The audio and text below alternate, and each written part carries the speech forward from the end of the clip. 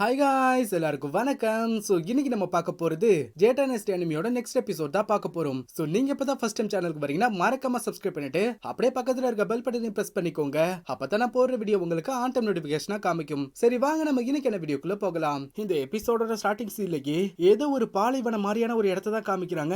அந்த இடத்துல ஒருத்தவர் ரொம்ப முடியாம என்ன காப்பாத்துங்க கடவுளே, என்ன காப்பாத்துங்க அப்படிங்கிற மாதிரி சொல்லிட்டு அப்படியே தட்டு தரு மாதிரி நடந்து போய்கிட்டு இருக்கான். இல்ல இதுக்கு மேல என்னால சுத்தமா முடியல, கடவுளே என்ன காப்பாத்துங்க. ஏன் என்னோட வார்த்தைகளுக்கு பதிலளிக்க மாட்டீங்க? இல்ல நான் இந்த இடத்துல சாக விரும்பல, என்ன இங்க இருக்க யாராவது காப்பாத்துங்க. அதுக்காக உங்களுக்கு நான் என்ன வேணாலும் பண்ண தயாரா இருக்கேன். நான் இந்த இடத்துல சாக விரும்பல, என்ன யாராவது காப்பாத்துங்க அப்படிங்கிற மாதிரி அவன் கீழே விழுந்து சொல்லிக்கிட்டு இருக்க. அப்ப சடனா இந்த இடத்துக்கு வந்த ஒரு பிளாக் கலர் ஸ்மோக் அந்த இடம் முழுக்க பரவ ஆரம்பிக்குது. டக்குன்னு அவ கண்ணை முழிச்சு பார்க்கும் போது அவ வேற ஏதோ ஒரு வித்தியாசமான இடத்துக்குள்ள இருக்கான். அவனுக்கு இந்த இடத்துல என்ன நடக்குதுன்னு ஒண்ணுமே புரியல. யார் இது? யார் என்ன இந்த இடத்துக்கு கூட்டிட்டு வந்தா? உங்களுக்கு என்ன வேணும் அப்படிங்கிற மாதிரி கேட்டுக்கிட்டு இருக்க. அப்ப இதுக்கு முன்னாடி இருந்த எபிசோட்ல காமிச்ச அந்த விச் டைப் சேர்ந்தவனை தான் காமிக்கிறாங்க. அப்ப அவ சொல்றான், நீ தானே உன்னை காப்பாத்த சொல்லி கேட்ட, அதனாலதான் நான் உன்னை காப்பாத்தினேன். ஆனா அதுக்கு நீ இந்த இடத்துல ஒரு சில சாக்ரிஃபைசஸ் பண்ணி ஆகணும். என்ன? நான் என்ன இந்த இடத்துல சாக்ரிஃபைஸ் பண்ணணும்? ஒன்னும் பெருசா இல்ல, உன்னோட சோலையும் உடம்பையும் தான் அப்படிங்கிற மாதிரி அவ சொல்ல. அப்ப சடனா இந்த இடத்துல இருந்த ஒரு பிளாக் கலர் லிக்யூட் அவன் அப்படியே அதுக்குள்ள இழுத்துட்டு போயிடுது. அடுத்த சீல நம்ம ஹீரோவும் ஷியாபாயும் பக்கத்துல இருக்க கிராமத்துக்கு தான் வந்திருக்காங்க. நம்ம ஷியாபாய் இந்த இடத்துல இருக்க ஒவ்வொரு விஷயங்களையும் ரொம்பவும் ஆச்சரியத்தோடையும் ஆர்வத்தோடையும் அப்படியே பாத்துக்கிட்டு இருக்கா. அப்ப அவ சொல்றா, கிட்டத்தட்ட 300 வருடங்கள் ஆயிடுச்சு இந்த தியான்ஷன் கிராமம் நான் நினைச்சதை விட ரொம்பவும் மாறி இருக்கு. அது மட்டும் இல்ல இந்த இடம் எனக்கு ரொம்பவும் பிடிச்சிருக்கு அப்படிங்கிற மாதிரி சொல்லிட்டு அவ அந்த இடத்துல இருக்க கடைகள்ல அவளுக்கு பிடிச்ச பொருட்களையும் பார்த்துட்டு அவ பாட்டுக்கு அப்படியே எடுத்துட்டு போய்கிட்டே இருக்கா. கடைக்காரனும் ஒண்ணுமே புரியாம பாத்துக்கிட்டு இருக்க. அப்ப சடனா பின்னாடி இருந்து நம்ம ஷியோபாய் எடுத்துட்டு போற எல்லா பொருளுக்கும் நம்ம ஹீரோ பணம் கொடுத்துக்கிட்டே போய்கிட்டு இருக்கான். நம்ம குட்டி குரங்கு ஹீரோ கொடுக்கற பணத்தை எல்லாம் அந்த கடைக்காரங்கிட்ட இருந்து அப்படியே ஆட்டையை போட்டுட்டு வந்துகிட்டு இருக்கு. அப்ப சடனா அந்த இடத்துல ஒரு படம் வரைகிற இடத்த பாக்குறா. அப்ப அதை பார்த்த ஆர்டிஸ்டும், என்ன உங்களை டிராயிங் பண்ணி தரவா அப்படிங்கிற மாதிரி கேக்குறான். ஆனா நம்ம ஷியோபாய் ஹீரோவை பிடிச்சு உட்கார வச்சு ஹீரோவை வரைஞ்சு கேக்குறா. அதை பார்த்த ஆர்டிஸ்டும் கவலையே படாதீங்கன்னு சொல்லிட்டு நம்ம ஹீரோவை வரைஞ்சு அப்படியே காமிக்கிறான். ஆனா நம்ம ஷியோபாய்க்கு அதுல ஏதோ ஒண்ணு மிஸ் ஆகுற மாதிரி தெரியுது.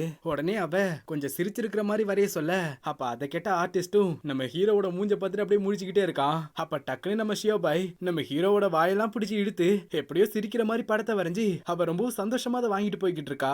அப்ப நம்ம ஷியோபாயை பார்த்த அந்த இடத்துல 2 பேரு, யாரா இது இவ்வளவு அழகான பொண்ணு அப்படிங்கிற மாதிரி சொல்லிட்டு நம்ம ஷியோபாய் கிட்ட தான் வந்து பேசிக்கிட்டு இருக்கானுங்க. மிஸ் ஒரு நிமிஷம், நீங்க பார்க்க ரொம்பவுமே அழகா இருக்கீங்க, பேசாம நீங்க ஏன் கூட வந்துருங்க, உங்களை நான் ஒரு ராணி மாதிரி பாத்துக்கிறேன். என்ன உண்மையா தான் சொல்றீங்களா? ஐயோ மிஸ், இவன் சொல்றதா நம்பாதீங்க, இவன் சரியான பொய்க்காரன், நீங்க ஏன் கூட வாங்க, என்கிட்ட ஏக்கர் கணக்குல நிலமெல்லாம் இருக்கு, அதை வச்சு உங்களை நான் சந்தோஷமா பாத்துப்பேன். அப்ப அதெல்லாம் கேட்ட ஷியோபாய் சொல்றா, ஐயோ என்ன மன்னிச்சிடுங்க, ஆனா எனக்கு ஆல்ரெடி ஹஸ்பண்ட் இருக்காரு, அதனால நான் இவருக்கு மட்டும்தான் சொந்தம் அப்படிங்கிற மாதிரி நம்ம ஹீரோவோட கையை பிடிச்சிட்டு சொல்லிக்கிட்டு இருக்கா. அப்ப இதெல்லாம் கேட்ட நம்ம ஹீரோவும் அப்படியே ஷியோபாயை தான் பாத்துக்கிட்டு இருக்கான். ஏய் ஏன் என்ன அப்படி பாக்குற, நான் என்னதான் பல வருடங்கள் வாழ்ந்திருந்தாலும் எனக்கு ஒன்னும் அந்த அளவுக்கு எல்லாம் வயசாகல சரியா? அதை கேட்ட நம்ம ஹீரோவும் எதுவும் சொல்லாம அந்த இடத்துல இருந்து கிளம்பிடுறான். அப்படியே அந்த இடத்துல சீன் கட்டாக அடுத்த சீன்ல ஃபெங் பலத்தா கூட ஏதோ ஒரு இடத்துல தான் காமிக்கிறாங்க. அந்த இடத்துக்குள்ள ஃபெங் பலத்தா கூட டிசபிள்ஸ் எல்லாம் அப்படியே செக் பண்ணி பாத்துக்கிட்டு இருக்கானுங்க. அப்பதான் அந்த இடத்துல இருந்த ஒரு கூடை அப்படியே அசைஞ்சுக்கிட்டே இருக்கு. அதை பார்த்தா அவனுங்களும் என்னன்னு திறந்து பார்த்தா அந்த கூடைக்குள்ள தான் அந்த ஃபெங் பலத்தா கூட பொண்ணு அப்படியே மயக்க நிலைமையில இருக்கா. சோ அடுத்த சீன்ல அந்த ஃபெங்சியாங் பலத்தாக்க சேர்ந்தவனுங்க நம்ம லூசியை தேடிக்கிட்டே இப்ப நம்ம ஹீரோ வந்திருக்கால இந்த கிராமத்துக்கு தான் அப்படியே வந்திருக்கானுங்க.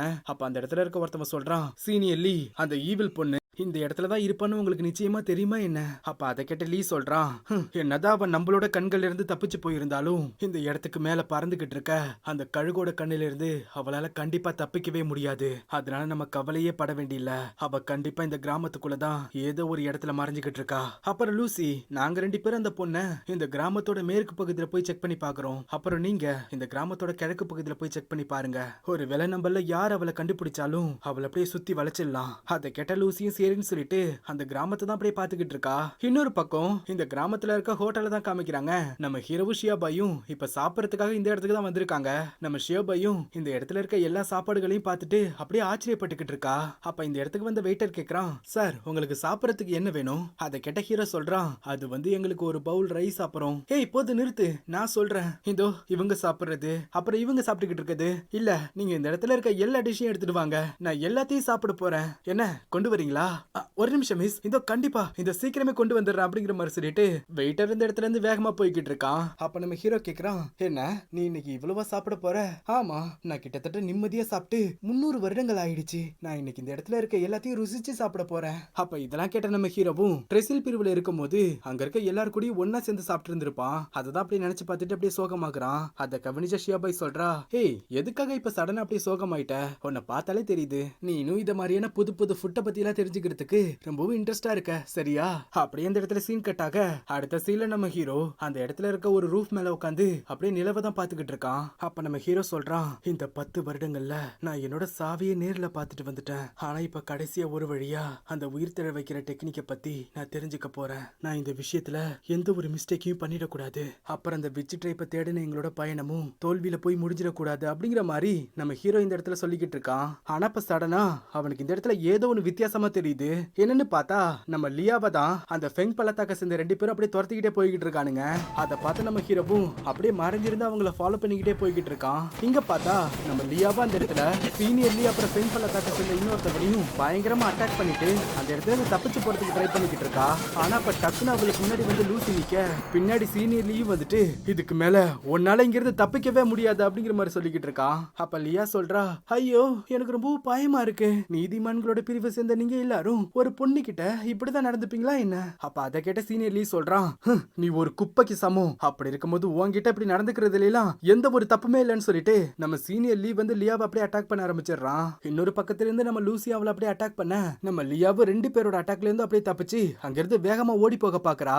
அப்பதான் நம்ம ஹீரோ அந்த இடத்துல மறைஞ்சிருக்கிறத நம்ம லியா பாக்குறா. அவங்கள ஸ்டாப் பண்றதுக்கு எனக்கு உதவி பண்ணுங்க அப்படிங்கிற மாதிரி அவ கேட்க, ஆனா நம்ம ஹீரோ அங்கிருந்து கிளம்ப பாக்குறான். அப்ப டக்குன்னு அவ குயிலி வில்லேஜ் அப்படிங்கிற மாதிரி சொல்ல அதை கேட்ட ஹீரோவு டக்குன்னு ஸ்டாப் ஆகி நம்ம லூசி அந்த இடத்துல பயங்கரமா அட்டாக் பண்ணி அவளை அப்படியே ஸ்டாப் பண்றான்.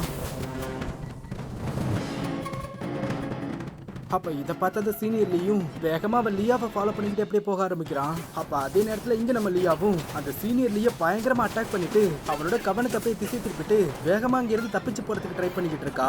ஆனா அந்த சீனியர் லீ உடனே மேல இருக்க கழுகை பயன்படுத்தி நம்ம லியா எந்த இடத்துக்குலாம் போறான்னு அது மூலமா வாட்ச் பண்ணிக்கிட்டு இருக்கான். நீ எந்த இடத்துக்கு போனாலும் கண்டிப்பா நான் உன்னை கொல்லாம விட மாட்டேன்னு சொல்லிட்டு அவ அந்த இடத்துல ஃபயர் பவர்லாம் பயன்படுத்தி நம்ம லியாவை பயங்கரமா அட்டாக் பண்ணிக்கிட்டு இருக்கா. ஆனா ஒரு கட்டத்துக்கு மேல நம்ம லியா அந்த இடத்துல பர்பிள் கலர் ஸ்மோக் அப்படியே பயங்கரமா உருவாக்கிடுறா.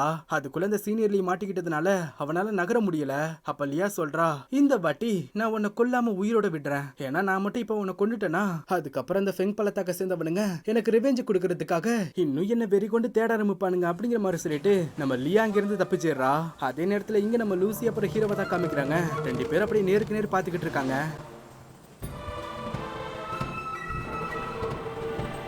அப்ப லூசி அவளோட ஸ்வாட் அப்படியே டக்குன்னு எடுத்து உள்ள வச்சுட்டு நம்ம ஹீரோவை தான் அப்படியே பாத்துக்கிட்டு இருக்கா. சோ இதோட இந்த எபிசோட் முடியுது நண்பா. இந்த எபிசோட் கண்டிப்பா உங்க எல்லாருக்கும் பிடிச்சிருக்கும்னு நினைக்கிறேன். அண்ட் பிடிச்சிருந்துச்சுன்னா மறக்காம சப்ஸ்கிரைப் பண்ணிட்டு அப்படியே பக்கத்துல இருக்க பெல் பட்டனையும் பிரஸ் பண்ணிக்கோங்க. அப்பதான் நான் போடுற வீடியோ உங்களுக்கு ஆட்டோ நோட்டிபிகேஷனா காமிக்கும். சரி, நாளைக்கு உங்களை அடுத்த எபிசோட்ல வந்து பாக்குறேன். தேங்க்யூ.